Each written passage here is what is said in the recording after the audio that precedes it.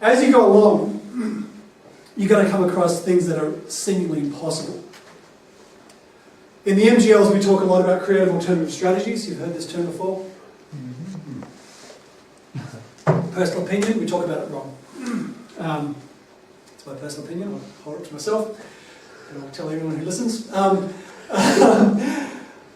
Normally the way we talk about this is, let's just be creative and alternative in how we spread the gospel. So let's use a guitar, or let's use media. It's all wrong. Completely wrong thinking. Like, you don't be creative for the sake of being creative unless you're an artist.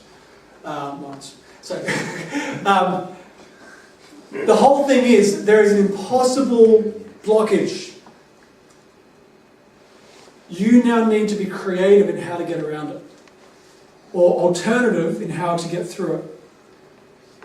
So the whole thing of creative alternative thinking is for a very clear purpose. We're not doing it just to try and be entertaining or novel, just so that we're different to the parish down the road. The whole thing is that we have hit a roadblock and we've got to work out how to get around it. Okay? Now, the other thing to realise is that creative solutions are very different to alternative solutions. A creative solution is where you create something, so traditional thing is not working, let's create something different. Whereas an alternative solution, as the term suggests, let's use something completely different. Okay, let's just go completely left field and go around it as though it was never there. Couple of examples. Once again, Second World War. Because it was the first time that they were really using radio to transmit communication in a war, code breaking was the biggest issue that they faced. So the Germans came up with a creative solution, which is where they created the Enigma machine. Okay, the first example of encryption in code making.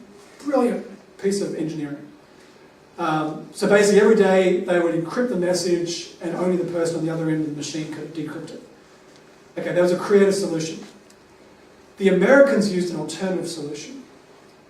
They got a bunch of men from a very small Native American tribe who spoke a language which only about 100 people spoke, and they put one person in each division of the army, and they just spoke their own language. So one group spent a huge amount of time and money trying to create a way of getting over the problem. The other group just thought differently. Okay? Once again, another example was when they were trying to put people into space, the space race. And they needed to do research in space, and a ballpoint pen doesn't work in zero gravity. So initially they used an alternative solution, which is they used a pencil. Okay? It cost 20 cents. Problem was that sharpening a pencil in zero gravity creates problems because little shards of graphite go into all your circuitry. So they then realised, okay, that's not working so well, we need to create an alternative solution, we need to do a creative solution. And so this is where this company in America created a pen that worked in zero gravity. And so they could actually write upside down and all sorts of stuff to it. They would never have been able to put a person on the moon if they had not got over that problem. Something as small could have defeated the whole thing because you can't write notes, you can't do research. So often in your ministry, you're going to find it's the very small little things that stop the whole process. We haven't got enough musicians to play music for the youth mass. And we're not going to be able to find them anywhere. What's a creative solution? What's an alternative solution? Maybe an alternative solution is to pay young kids from the local high school to come and play for you. They're going to get evangelised in the process. The local school band. But this is where you need creativity. You've got to think outside the box. You've got to try and think, what is the most outlandish thing we could ever do? Is it going to work in this situation? If you're trying to get to the moon, you've got to think differently to how anyone has ever thought before. Okay? Otherwise, you're going to stay grounded. And I think, sadly, a lot of ministries and a lot of parishes are firmly grounded because they just can't think beyond the difficulties. The idea of evangelizing the whole, like every single person in this suburb, just seems impossible because there is far too many roadblocks. Classic thing is we want to run a Bible study, but we haven't got a building big enough, so we just can't do it. What's an alternative solution? Do it in people's homes. Go back to the house church model. You'll probably actually achieve a whole lot more in the process. So you just got to think things through.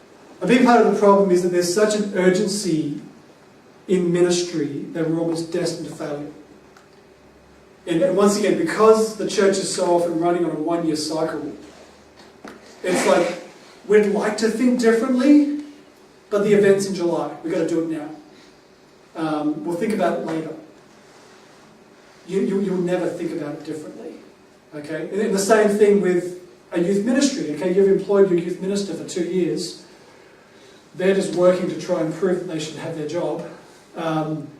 There's such an urgency all the time, and we're actually achieving nothing. Or we're achieving very little compared to what we should be achieving.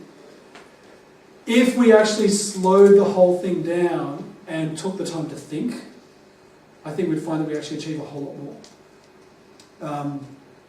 I think you'd find that people become a whole lot more committed to a long-term vision because you're actually stopping and asking the hard questions of why is this person, why should you actually be here?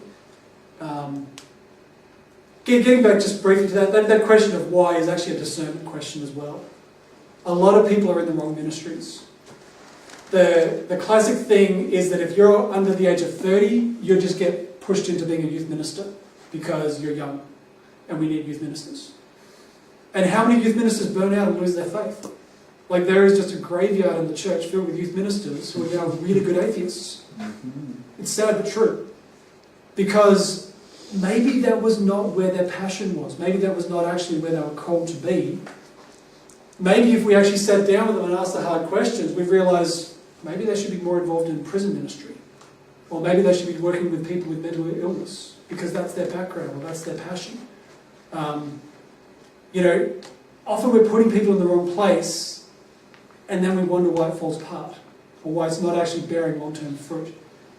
So we're building houses that keep falling down, I think is the issue of the church. Every now and then someone builds something which stays standing and everyone sits back in absolute awe and wonder. So you look at the whole divine renovation thing with James Mellon. This guy has built something which is actually still standing and everyone's flocking from all around the world to look at this guy thinking, how did you do it? And they're like, he ran an alpha program. Quick, run an alpha program, everybody. It's the salvation of the whole church. No. The reason why his thing worked was because he spent a third of the time just sitting down looking at a piece of paper saying, what am I going to build? And how are we going to build this? What's the strategy?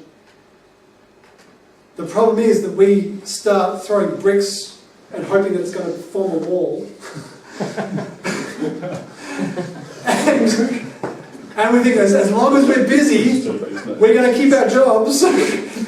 But we need to actually slow the whole process down and start asking hard questions.